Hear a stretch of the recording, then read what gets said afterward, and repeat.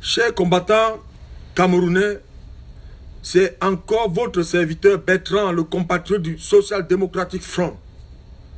Cette vidéo, le titre, pourquoi beaucoup de Camerounais se sont désolidarisés de Cabral Libye.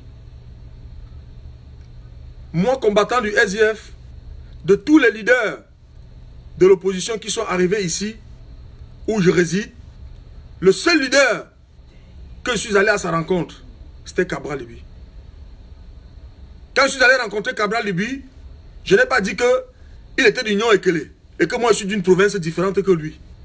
Je suis allé le rencontrer parce que je sentais en lui un jeune qui veut un changement radical et fondamental pour le Cameroun. Et que je trouvais tous les autres candidats autour de lui, même le candidat de mon parti. D'après moi, à ce moment-là, je ne voyais aucun des candidats en dehors de Cabral.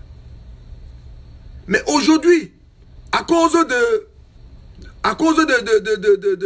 l'incohérence de Cabral, j'ai appelé à voter pour Maurice Kamto. J'ai appelé à voter pour Maurice Kamto. À cause de l'ambiguïté de Cabral, lui. Parce qu'il dit quelque chose aujourd'hui, demain il change.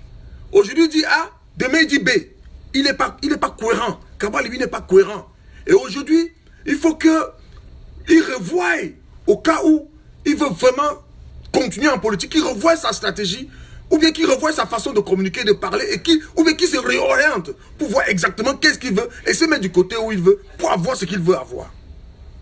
Quand je parle de l'ambiguïté de Cabral Libye, mes frères, souvenez-vous, pendant les élections présidentielles, Cabral Libye avait dit que ils sont 8 candidats, il faut qu'ils se mettent ensemble pour élire un candidat parmi les 8, tout en sachant que ce n'est pas possible. Cabral Libye savait que ce n'est pas possible. Regardez le journal du vendredi, entre le 5 octobre, entre le 5 ou le 4 octobre, Cabral Libye était à Kribi. Il dit que quand on lui pose la question sur la coalition, il dit qu'il était même au téléphone avec Joshua Oshi et qu'ils sont en train de travailler par rapport à ça, tout en sachant qu'il n'y aura pas de coalition. Tout en sachant, Cabral Libye avant d'aller aux élections savait qu'il n'y aura pas de coalition. Mais de temps en temps, quand on lui posait la question sur ça, il dit nous sommes en train, jusqu'à aller aux élections avec les Camerounais sans la coalition. Quand tu es un politicien, tu dois apprendre à être cohérent. Et à partir du moment où tu es ambigu, comment tu voudrais que les gens qui ont une vision ou qui écoutent, qui réfléchissent puissent te suivre, mon cher Cabral Libye? Souviens-toi, tu avais dit que tu défendras ton vote. Est-ce que tu as défendu ton vote, Cabral Libye? À la Cour constitutionnelle, tu n'es pas arrivé au bon moment. Tu n'as pas déposé ta requête à temps. Et tu savais les délais. Tu savais les délais. Est-ce que tu as défendu ton vote? Et après le vote, qu'est-ce que tu as fait, Cabral? Tu as abandonné le peuple. Un peuple qu'on lui a arraché de son électorat pour venir te reposer aux États-Unis. Pendant que ce peuple, à qui tu as nourri d'espoir pendant tout un long moment, au moment où on vole la victoire de ce peuple, tu l'abandonnes. Et tu veux qu'on te suive. Comment tu veux qu'on te suive, mon cher ami? Je veux que nous réfléchissions ensemble. Tu n'es pas cohérent. Tu n'es pas cohérent, mon cher frère Cabral. Tu n'es pas cohérent. Pendant que quand tu étais au Cameroun seul pour se battre avec toute sa coalition pour réclamer le hold-up, toi tu étais où? Tu dis que Paul Biya n'a pas gagné les élections, c'est un candidat de l'opposition, tu n'es pas capable de dire lequel des candidats. Tu n'es pas capable de dire lequel des candidats. Et tous les Camerounais savent que si ce n'est pas toi qui as gagné, c'est Kamto qui a gagné. Mais tu n'es pas capable de dire qui est parmi vous deux, entre Kamto et toi, a gagné les élections. Quand on te fait toute la pression, tu dis que sur les PV que tu détiens, tu as gagné. Pour créer la confusion. Pour créer la confusion. Mon cher frère Cabral Libye, quand tu dis être un opposant, il faut être un opposant radical et cohérent dans ce que tu dis. Et cohérent. Quel est l'effort? Les élections présidentielles sont passées, mon cher frère Cabral. Quels sont les efforts que tu fais pour que les prochaines échéances municipales et législatives qui sont en train d'en venir, que les choses changent, que ce que nous avons vécu pendant les présidentielles ne se répète pas? Tu demandes aux gens d'aller s'inscrire avec le même code. Tu ne fais aucun effort pour demander qu'on change, qu'on modifie ce code.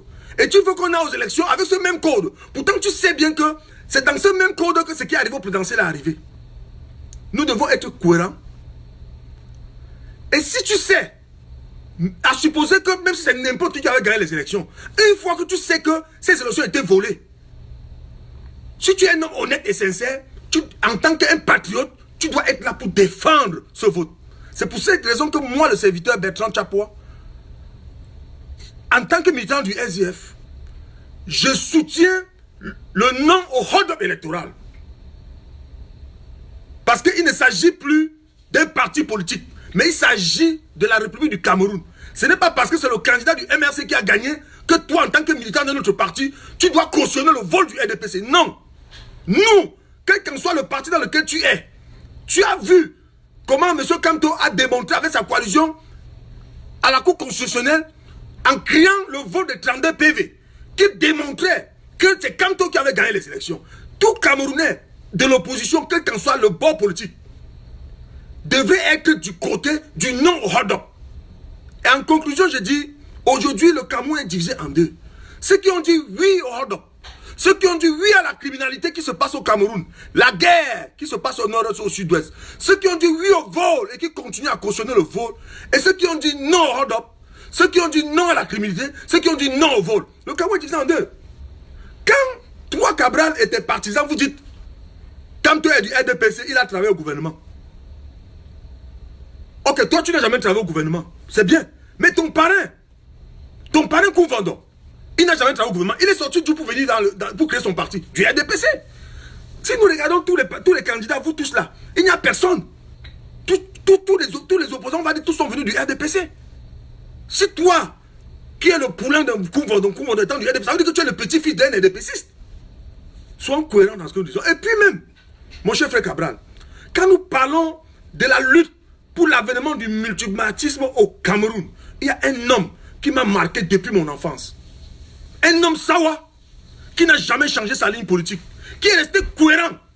Un monsieur comme Yondo Black. Un monsieur comme Yondo Black, à qui chaque Camerounais devait lui donner le chapeau, à qui chaque Camerounais devait porter le sac, à qui toi, Cabral, tu dois aller apprendre auprès de lui.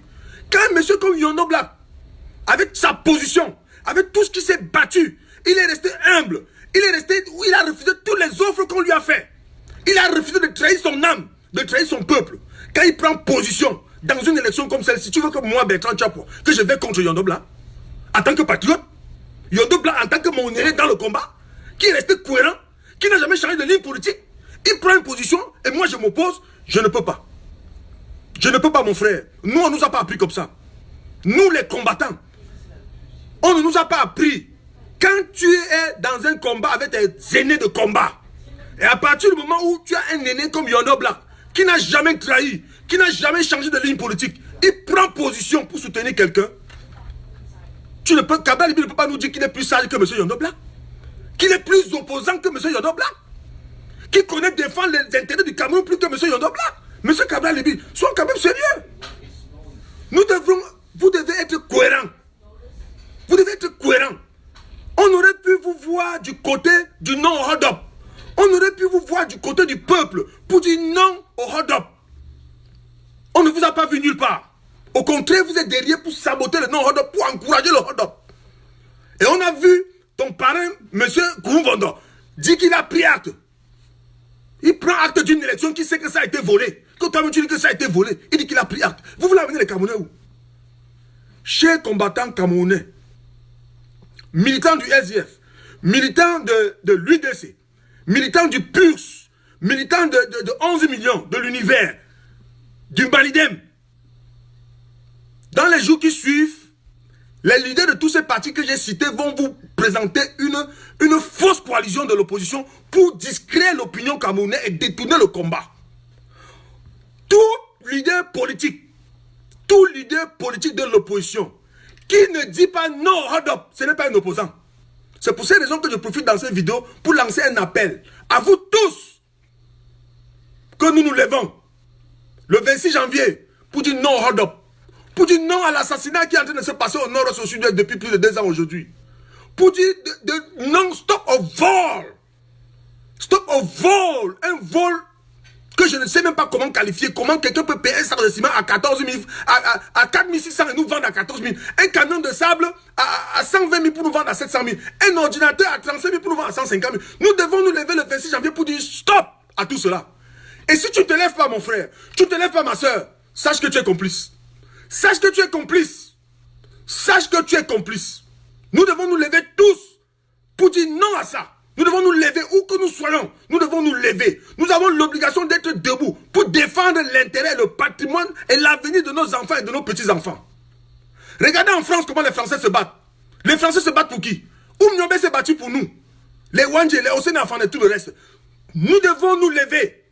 Et aujourd'hui, nous nous battons pas avec les armes, d'une manière pacifique. Où que tu sois en Banga Pongo, Lokmayangi, Bobongo, Petit Paris, partout où que tu sois, vous devez être debout le 26 janvier. Debout, sortez partout. Sortez de tous les côtés, de tous les coins, de tous les recoins, pour revendiquer, pour dire non à la guerre au nord-ouest. Pour dire non au vol. Parce que cet argent qu'on vole, c'est notre argent, c'est ton argent, c'est mon argent. C'est notre argent, nous tous. Pour dire que nous ne voulons plus les tueries partout. Les crimes, qu'on tue les évêques, on fait les enquêtes, on n'a jamais de suite. Aucune enquête criminelle n'a jamais été conclue au Cameroun. Nous voulons dire stop à ça. Nous devons rester éveillés et continuer le combat jusqu'à la victoire. Que Dieu bénisse le Cameroun.